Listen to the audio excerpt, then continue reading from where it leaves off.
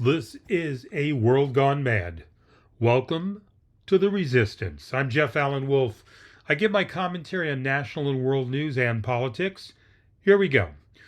So with each episode, I look at the news 24 hours before I do the episode, and also the current day when I do my episode of what's happening in the news. This way I know what to bring to the Wolfpack listeners on this current episode. And I want to tell you, the listeners, that for the last 36 hours with the news today, it has been a struggle, everyone. So let me put what's happening in the world right now for this episode in a nutshell, that we can all understand, with no frills, no ribbons wrapped beautifully around the news, no pixie dust. It's all about tariffs and tariffs and tariffs. It's the Donald Trump shit show of tariffs and retaliation back to America, rightfully so, from the countries who are getting hit with these tariffs. Donald, the delusional dictator, hit those countries back with even higher tariffs. And then those countries hit back America with higher tariffs even above Donald Trump's, to match the tariffs Donald hit them with the second time. This is like a Fellini movie. It's a never-ending battle, and it's enough to make you and I choke each day on this ridiculous war of tariffs. And wait, breaking news this morning. Trump says he's applying a 90-day pause on all his new tariffs, except for China, of course, which Donald is raising that number to 125%. Trump's advisors claim that this was Trump's plan all along. I call bullshit on that statement. See, just like I said a few episodes back, whiplash. Let's make this crap up about tariffs as we go along. Donald's actions show us. In other news, Elon Musk is getting pissy with Peter Navarro, so infighting in the Trump administration. Democrats scrambling to figure out what the hell to do to stop the bleeding in our country. Republicans fighting back against these Democratic efforts. I want to drink heavily. I want to go on vacation.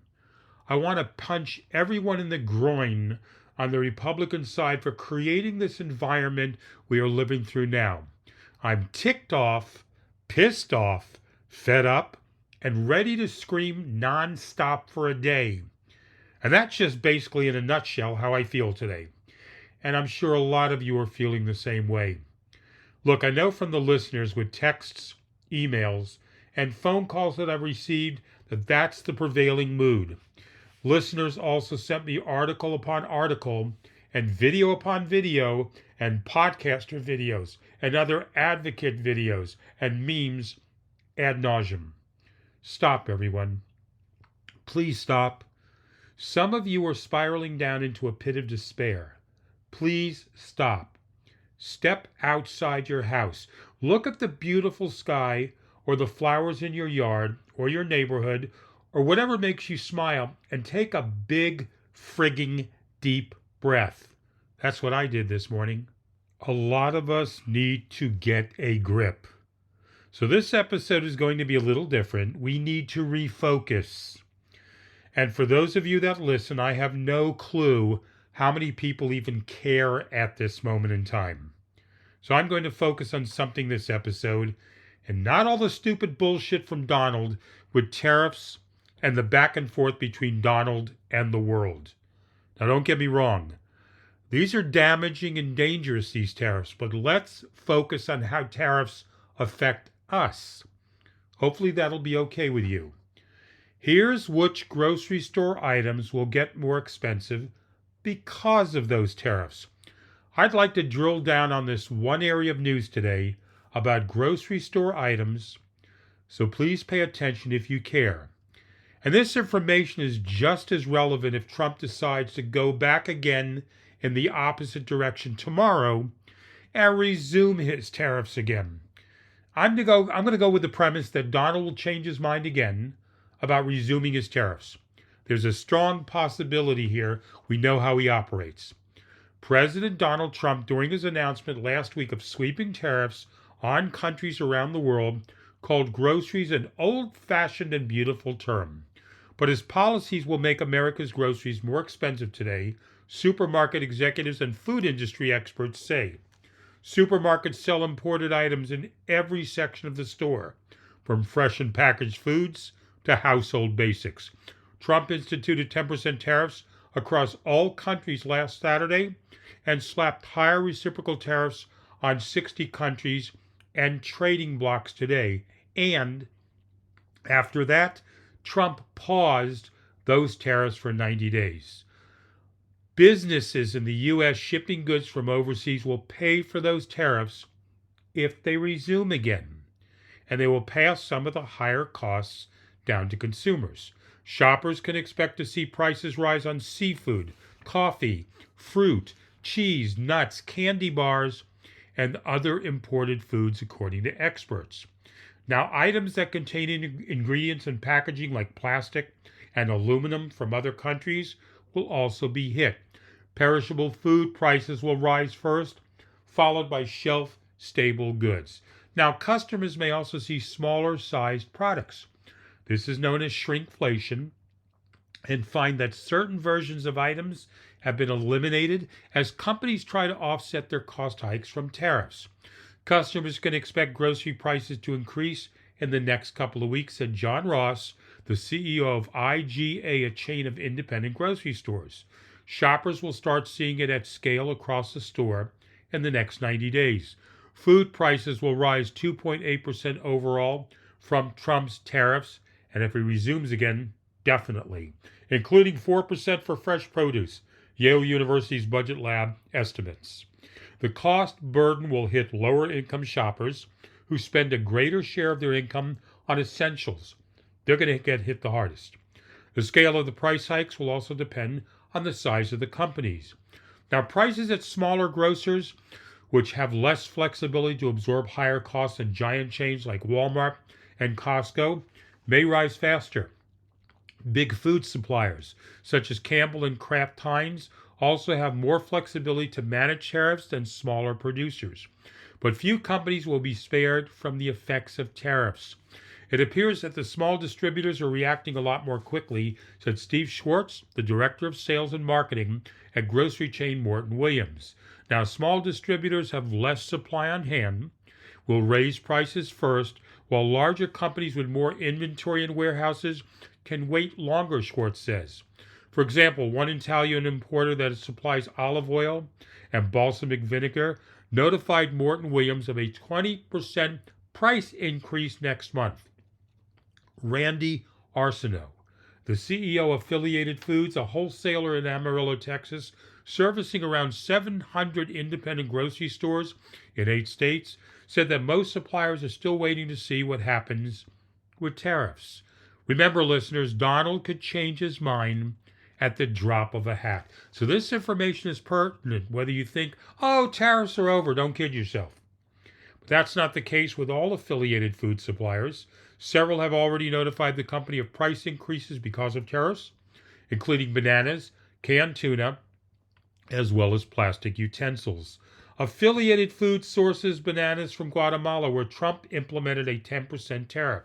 Affiliated Foods distributors notified the company that a 10% price increase will go into effect next week.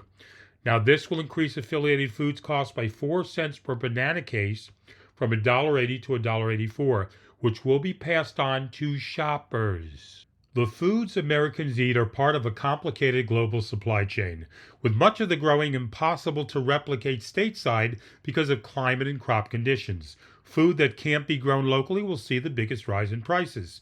Currently, the U.S. imports approximately 17% of all food and beverages consumed by Americans, but it varies dramatically by category. For example, around 80% of seafood, 80% of coffee, 59% of fresh fruit, and 35% of vegetables consumed in the United States are imported, according to the Department of Agriculture. Our food system is intricately linked with global markets, including products not grown in the United States, like bananas or seasonal items, which helps keep prices down while providing American shoppers year-round access to safe, nutritious food. Leslie Saracen, the president of Food Industry Group FMI, said in a statement last week. But one major factor that could limit price increases is that Mexico and Canada were left off Trump's latest tariff list. Mexico and Canada are two of the biggest agricultural suppliers in the United States, according to the Agricultural Department. Now, the White House has slapped 25% tariff on those countries, but most food and agricultural products are exempt from tariffs under the existing USMCA free trade agreement between the United States, Mexico, and Canada. Shoppers are pulling back. Grocery prices already frustrated customers before tariffs.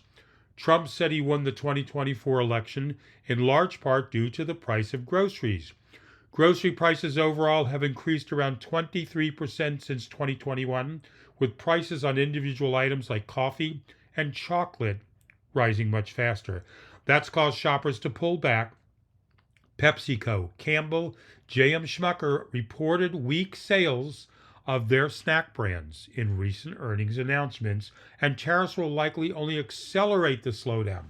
PepsiCo, the owner of Frito-Lay, said last month that people bought 3% fewer snacks last quarter. Salty and savory snack categories underperformed. The broader packaged food industry, PepsiCo said, citing the cumulative impacts of inflationary pressures and higher borrowing costs on consumer budgets. Household staples such as dish detergent, paper towels, and cosmetics have also seen a slowdown in recent weeks, according to market research firm Circana. Now, some consumers are moving away from discretionary spending at the grocery store, said Sally Lyons-Wyatt, Circana's chief advisor for the consumer goods and food services industries. More shoppers are taking quicker, smaller trips to the stores, switching to stores' cheaper private label brands, she said. These are signs that customers are watching their budgets more carefully.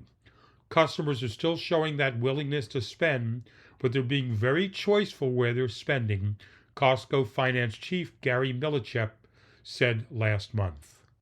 So I wanted to focus on that one particular news story about how the tariffs, whether they're on or off, could affect us, the consumer, us, the citizens in America. And some of my final thoughts on groceries and shopping. So if some of you, the Wolfpack listeners, have the means to spend a little bit, I know that's not a lot of people because most of us are caught in a situation of worrying about day-to-day, living and bills, and whether it be medical, mortgages, or food. But if you can, go over your budget. Look at your budget. I just heard a couple of people through the magic of the internet say, Jeff, I've done that already. That's old. Yeah, well, Jeff's telling you, do it again. I'm telling you to do it again. Trust me. I don't think a lot of you have actually looked deeper, those who have looked at their budget. Bravo. If you have, I think most of you could find even better details if you go over your budget again and find a little extra money. I really believe a lot of you, the listeners, can do that. There are things each month that you can do without. And I'm not talking to you. That's right. You right there is giving me the eyes about me asking you to cut back. And you're saying, Jeff, cut back on what? I can't. I know that whether it be a handful of you or one of two of you who can't trim anything from your budget, I got that. I'm understanding of that.